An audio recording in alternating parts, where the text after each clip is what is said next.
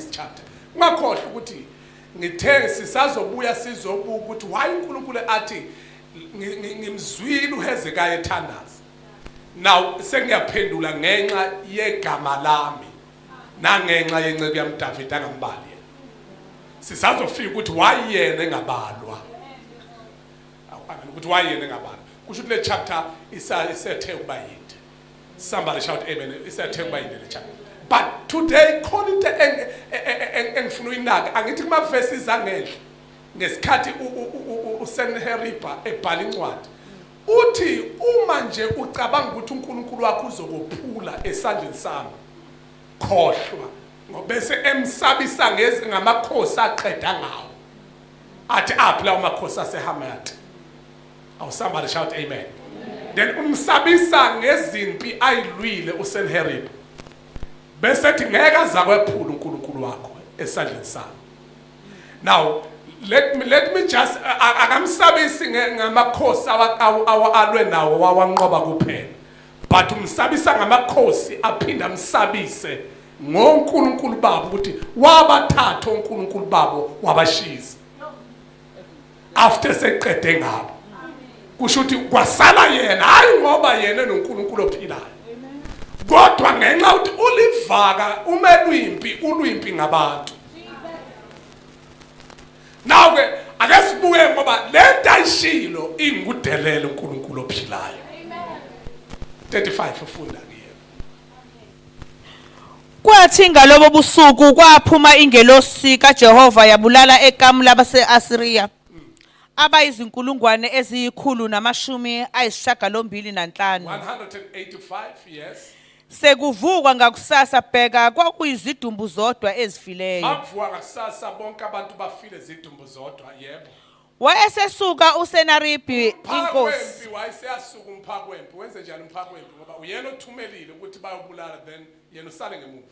Then mayiseza ukuthi kufe 185 wayesenze njani? Wahamba wabuya wahlala eNiniva. Washiya idolobha nabantu bakhe nabantu abaphethe wayohlala kuphi khona?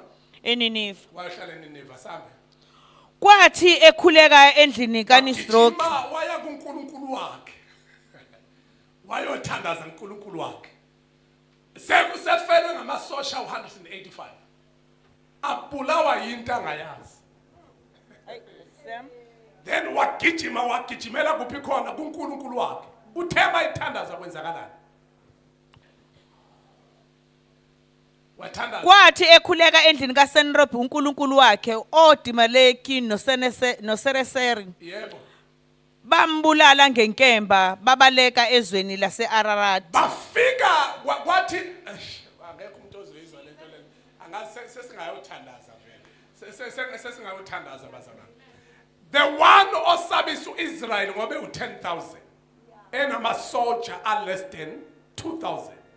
Yena enze njani aphika abantu baze bafika ku250,000. uNkulunkulu esenqoba elwa nabantu ebulala abantu aba185. The same person enqale ngathi nqala ngale chapter ngathi uyivaka. Wagijima waya kuNkulunkulu wakhe wafika wakhothama kuye. Wathi esakhuleka kwasuka abawu2 bambulala phambi kaNkulunkulu wakhe. Hey Jesus. Namhlanje isho ukuthini ke lento? Isho ukuthi kunabantu abathembe amanye ama-altar. Bamuva kuleli altar kaNkulunkulu ophilayo our creator. Basebema ngaphandle kwalo kwangathi ngathumela isimemezelo. Badelela noNkulunkulu ophilayo. Bathi lento yalabantu abakholwa nabasindisiwe ayisebenzi. Futhi nalento abayithandazayo ayikho. Basibuka ngokwepopulation. Kanti abazi ukuthi amandla wekho kwi-outer appearance. My strength sethu silapha emthandazweni. Masizwa isitha siza phambi kwethu asiwo kwamandla. Kodwa makufika negative ways siyawathatha bese singena emthandazweni siweneka phambi kaJehova. Masiqeda ukweneka bese sethemba kulo nkulunkulu esikhuleke kuyena. Singathembanga amandla ethu, singathembanga i-ability yethu, singathembanga. Oh, somebody shout hallelujah. Ukuthi sikhangaphi, kodwa sithemba ukuthi amandla e-altar will fight for us. Bese laba bantu abadelele lento esikholwayo ukuthi amemezele ukuthi ungayedeleli into abayedelela kwafika uPawulu. Wathi mabembuza bathi wena ukhonza muphi uNkulunkulu kulama altari lapha, kule zindle emiswe lapha, kulama dokota la. Wathi mayibheka ubona uNkulunkulu othile unegama, wathi uNkulunkulu onegama, uNkulunkulu wasekubhala ukuthi uNkulunkulu ongaziwa. Ungayideleli into kaNkulunkulu ongaziwa, futhi ungayideleli into kaNkulunkulu ongabonakala. Kamehlenya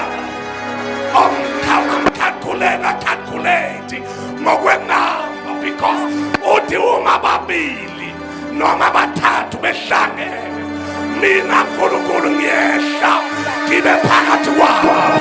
It is not all about the number, but it is all about the presence of God in that small number.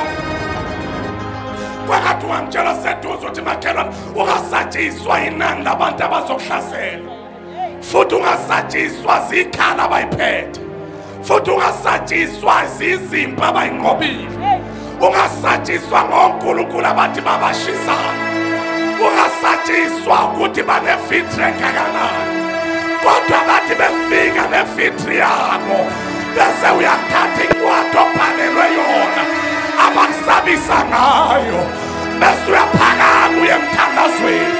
Khona into esinamandla okuyenza. Ithi umthandazo la khona abantu sebefungile. Lo mthandazo yiwona osilwelayo, lo mthandazo yiwona ophakama sedelelwe lo Nkulunkulu esimkhonzayo. Lo mthandazo waphakama usemerika, wabulala abantu bakhe aba-185. Clip it down a minute. Wangagcina ngo-185, but waqhubeka. Kwathi lo mphehli wempi wabaleka phambi kwabantu abafayo, wagijima eyokhothama kuNkulunkulu wakhe. Angazi ukuthi wawuthini umthandazo wakhe, but kwa-odwa abantu abaseduze kwakhe bambulala phambi kaNkulunkulu. Lento kaNkulunkulu wakhe, lento isho ukuthi kureverse into ayishilo. Uthe lo Nkulunkulu wakho angakwaphula yini esandleni sami, uNkulunkulu wangambulala ehlane empini kuliwa. Wathi ake ngikudedele uzufike phambi kwethemba lakhe. Uthema isephambi kwethemba lakhe wayesethi uNkulunkulu, let me show you my power. I will kill you before your God. Small letter G. Ngizokubulala phambi kaNkulunkulu wakho ukuze ubone ukuthi akanamandla. Kwangathi ngamemezela ukuthi akekho namandla njengalo bengaye uHezekaya emdumisa. Wathi wena uNkulunkulu, abantu abazi ukuthi wena uNkulunkulu angagcina lapho, kodwa wathi uHezekaya wathi uhleli phezu kwamakherubhini, futhi wena ungaphezulu kwembuso yonke esemhlabeni. Leyo nto yaphakamisa igama likaNkulunkulu ophilayo, yaphakamisa amandla. What I will never allow umuntu ongiweshipha kanje.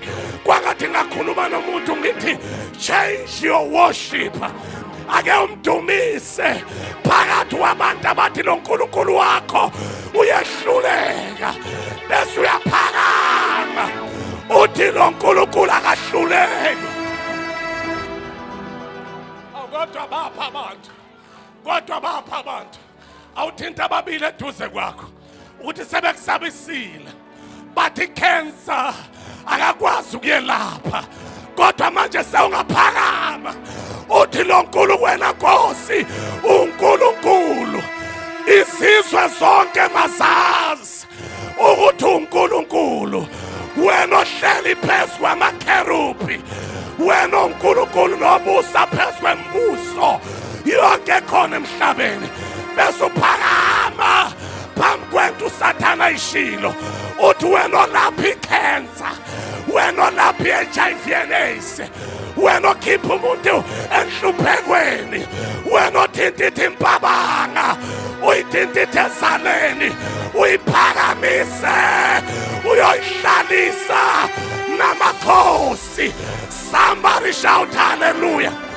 Angisakhulumi lento ebhalwe encwadini, kodwa sengikhuluma into engiyaziyo. Noma ngisibancane noma singabaningi, kodwa khona amandla omthandazo anyakazisa izulu. uNkulunkulu akahlala ezulwini athi khona umuntu ongaziyo osemhlabeni, athi phakamani mazulu, ngoba kunomuntu owazi ukuthi ngikwazi ukwenzani noma isitha.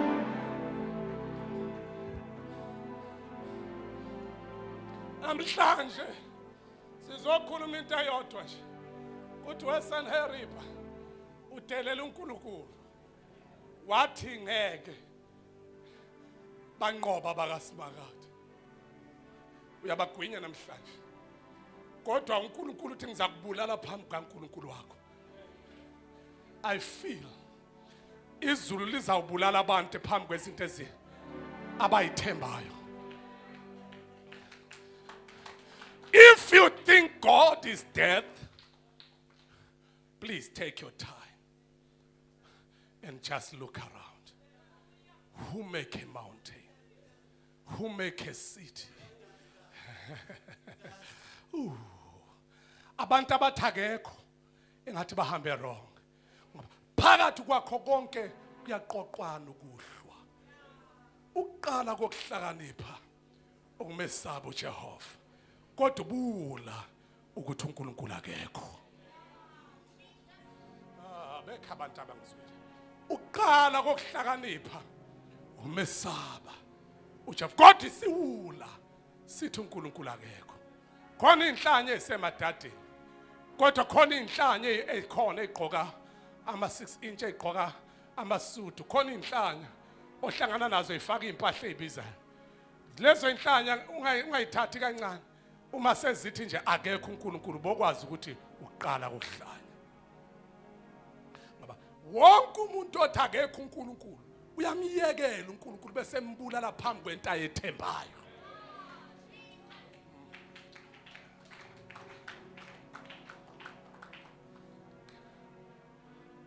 We decree and we declare, as a prophet of God, njengomuntu wasezulwini, ngiyabebezela phezulu impilo yakho. Le ncwadi osatshiswe ngayo, after these 3 days of fasting and prayer, uSathane uzojaba, ngoba akuwena ozodila nayo. Ama threats onke obhalele wona akuwena ozodila nawo. But God is going to send an angel from heaven and is going to deal with your situation. Ungasakhali idle leyo treatment, kodwa izulu lithumela ingelosi. Ungasakhali vuka ekseni waphuze lawo manzi udle nesikhokho, kodwa izulu lithumela ingelosi. Soon you are coming out from that poverty. Ungasabi nankinga, abantu abagijima bavala basayina incwadi yokuthi ngeke uphumelele. Don't worry. Izulu after 3 days, after these 3 days, izulu khona into lidila nabo, kodwa ngisho dila nabo. Izulu lizodila nabo lele. Izulu lizodila nabo without your ability. Izulu lizodila nabo ngaphandle kokulwa kwa. Akusona zonke izimpi esiyozilwa, kodwa ezinye siyakuliwa uJehova. Umaphosi kudano, uJehova Jireh, uJehova Nisi, uJehova Shama, uJehova Elohim. uJehova Adonai, uJehova sikela indoda yempi, uyena osolwa thina kulokho asilwi, kodwa Jehova ingeyakho, lempa kuyona yenu, kodwa lempa ingeyami. Usenheri putelele mina, putelele mina. Bakhona abantu abathi siyothandaza, sesingayothandaza, bathi sesingayothandaza manje. Ayengibona izandla abantu abathi sesingayothandaza. Laba basho njalo bengama ngenyawo zabo. Bangama ngenyawo zabo. Oh Lord. Abathi sesingayothandaza. I feel this one excited me when I read it. Ukuthi umuntu ophakile soon uyanyamalala naye. Khona abantu aba-invite abanye ukuzona. Khona abanye aba-invite abanye ukulwa nawo. Balwe nomuntu wrong ngomthandazo. Akuliwa. Bazalwana akuliwa nomuntu omkhuleko.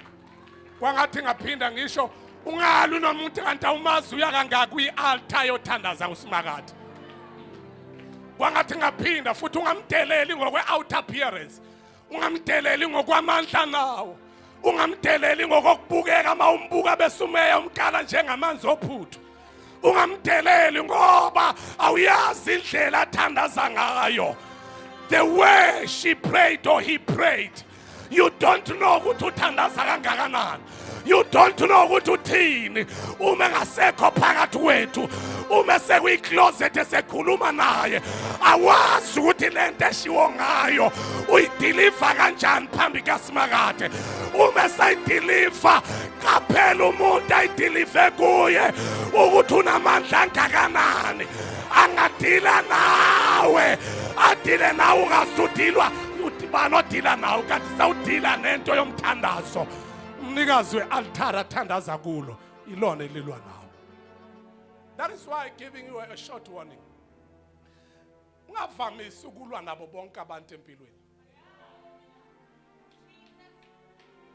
When you feel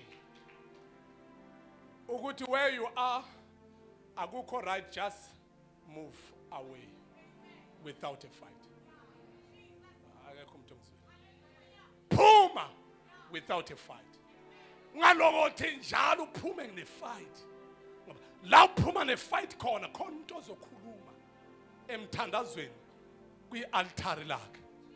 Asazi yini ezokwenzeka kuwena unganakile. Abekho abantu. Ungaphumi sekuliwa. Ungaphumi sekubanjwana ngehluthu. Mawubona ukuthi kunempi la, sayifunda ngithi iBhayibheli kwincwadi ezakhe. Uthi ungasheshi ukucasuka. Ngoba mawungasheshi ukucasuka, kwincwadi ezakhe ithi inhliziyo iyonakala namathamba yoma. Abekho abantu. Inhliziyo enzenjani iyonakala namathamba enzenjani ayoma. Ukuhamba kwamathamba kufa kwakho. Kusho ukuthi ngamanye amazwi mawubona ukuthi ngazuthi la kuneswishiwishi esiqalayo, remove yourself. Move. Take your place out from that place. Take yourself out from that place. Ngicela umtshela sethu uzathi remove wena. Remove wena ungaze uphume sekuthiwa sewuthe. Ungahambi nezinto ezikulandela ngemuva. Ngoba wazi uma sewuhamba nezinto ezikulandela ngemuva bathandaza abathini. Siphamisa izandla zethu. Awu Nkosi uJesu. Ngiyamsaba umuntu omthandazo. Kuthi angaphinde futhi umuntu omthandazo ngiyamsaba. Kwangathi ngayiphinda le umuntu omthandazo ngiyamsaba. Ungadlaleli kuye. Uyoshawa into ongayiboni. Uyoshawa into ongayazi. Uyoshawa into ongakazi uyibona. Kanti ushawa ingelosi. Khona abanye abangazukuthola inkemba ngoba bazosheshe bafe. Khona bathola impama nje. Impama oyitholayo ayisho ukuthi you have to die now. But he should kuthinta umuntu wrong. It's a warning. Thank you, Lord. Hlala kimi, ngihlale kuye, thandazo wami.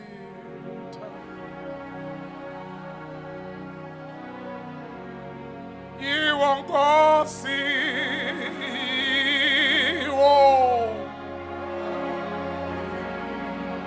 asisho sonke umthando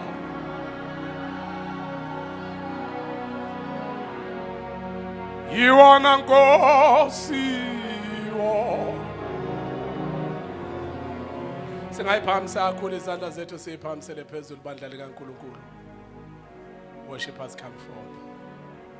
Siyiphakamise kakhulu phezulu izandla zethu. Ngizwa amandla kunento uNkulunkulu azoyenza kule prayer ka 3 days. Kodwa namhlanje ake siyendlale na incwadi. Sasa sizothi inkosi amehla akha wabheke.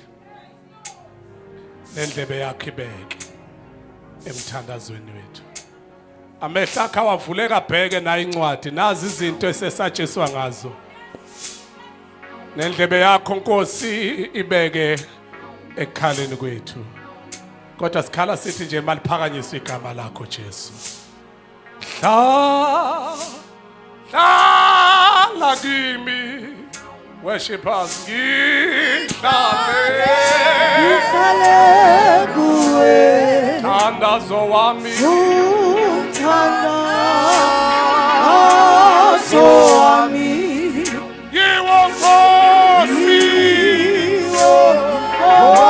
Nkosi thandazo wami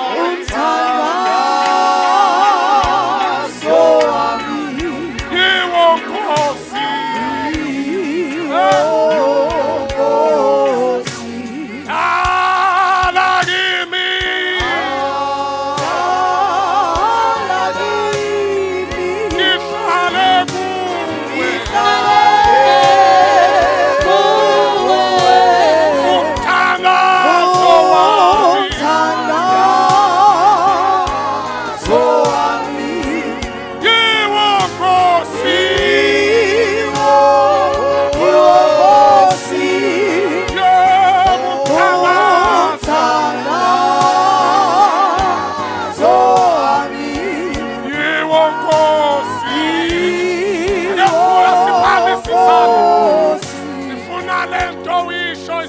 phakathi uthi inkosi ihlala kimi nami ngihlale kuwena thandazo wami ile ncwadi Nkulunkulu ngiletha yona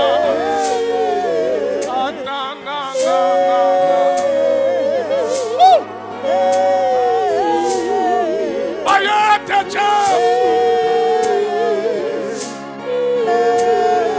yebo hlala kimi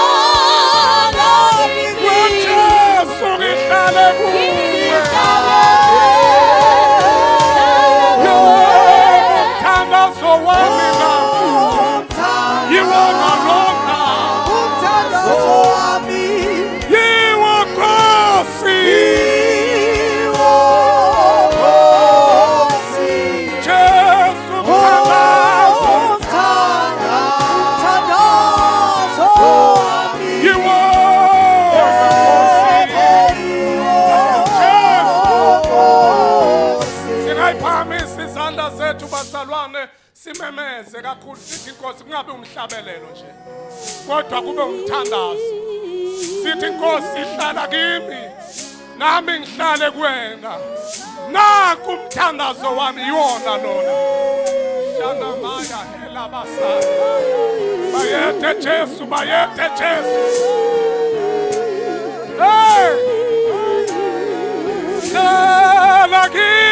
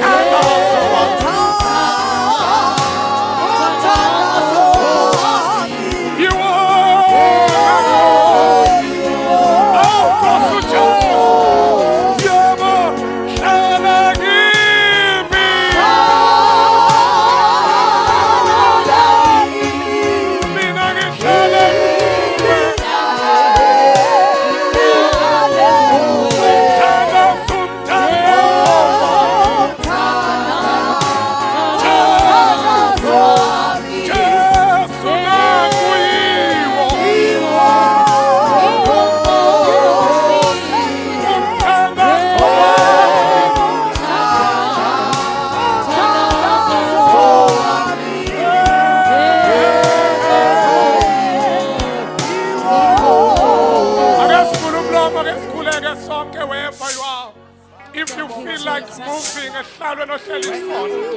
you can move and pray. Give God praise. Give God the worship. Just pray unto Him. Let all the church of Jesus.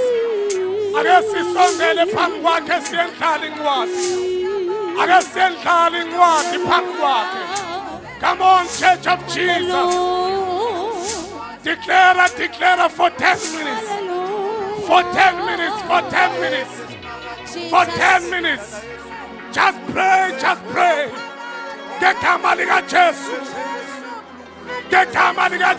Thank you, Jesus. Naku sesikona twala la phakade. Sesikona nzulu yesibeka. Thank you, Jesus. Thank you, Sesikona Jesus. Jehovah Jireh. Thank you, Jesus. Sesikona Thank you, Jesus. kudlela hlatshwa 3,000 years ago. We are before your throne. We are before your presence. Baba wethu namandla. Hallelujah. Isitha ngaphandle ngegama lika Jesu Kristu waseNazaretha. Siloba incwadi sasesabisa ngezinto ezosehlela. But today, God, kule declaration sizokhuluma sithi nayi incwadi esibhalelwe isitha, kodwa wena somandla ngenelela uNkulunkulu wethu ongcwele ukuze igama lakho liphakanyiswe likhazunyuliswe ngegama likaJesu. Baba wethu namandla, umbuso wakho uphakame ngaphezu kwemibuso yonke ekhona semhlabeni. Awukho umbuso iBhayibheli ethe uyakuma ngaphandle kowakho. uDaniel mayebona wabona imibuso izama ukukhula, kodwa kwaqhamuka idwala laphihlisa yonke imibuso eyayizama uku-establisheka. Uyaphakama umbuso wedwala. Yingakho namhlanje sithi phakathi kwabonkulunkulu akekho namandla phezu kwezimo esendlula kuzo, phezu kwakho konke esendlula kukho kuwena Nkulunkulu wethu osinqobelayo. We are before your presence, Lord. We are before your presence, Jesus. Siphambi kwakho dwala, siza nezifo okuthiwa zizosibulala, ezize iphethe ama-death warrant. In the mighty name of Jesus. Zize izitha nezifo ziphethe ama-warrant of death. But today, God, sizopresenta le ncwadi, sizobeka le ncwadi elethi ifike kuma-family zethu, elethi ifike personally, elethi ifike kuma-individuals. Ngegama likaJesu sizopresenta le ncwadi. uSathana silobele yona, wathi kuyaphela ngathi. Sizothi Jehova, uma ungasophula, uma unganqaba ngathi, igama lakhe igodini lasizalelwe khona liyaphakanyiswa. Emsebenzini lasisebenza khona liyaphakanyiswa. Emakhaya kuma-family zethu liyophakanyiswa. Nkulunkulu wethu, lempa kuyona yethu kodwa ingeyakho. Lempa kuyona yethu kodwa ingeyakho. Lempa kuyona yethu kodwa ingeyakho. Lempa kuyona yethu kodwa ingeyakho. Yimpi yokuproof igama lakho ukuthi linamandla phezu kwamagama onke akhona emhlabeni. Yimpi le esingene kuyo ngenxa yokuthi sibize ngabantwana bakaNkulunkulu. Iqala lethu ukuthi sithe sisindisiwe. Iqala lethu ukuthi sithe sathengwa ngegazi likaJesu.